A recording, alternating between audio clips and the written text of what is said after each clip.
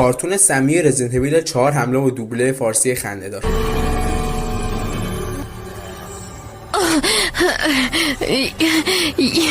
ایان کمک! ایان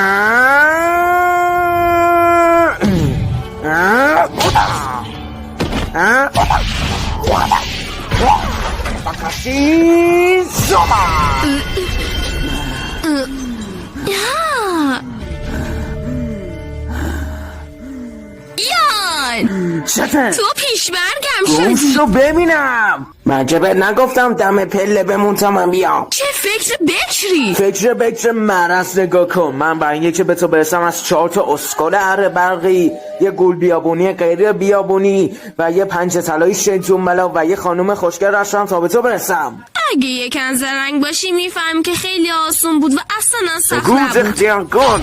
چرا اونجا وای نستادی؟ خب بذار دلیل ترسناکیشو بهت بگم، چون یه دونه سوسک دیدم خب الان کجاش ترسناکه؟ و منم حسابی ترسیده 2 بودم. دقیقه خفه خون. ببین من 3 تا گلوله بیشتر ندارم، اگه میشه نزدیکم بمون تا یکیشو نزدم توی اون ماخت، فهمیدی؟ باشه.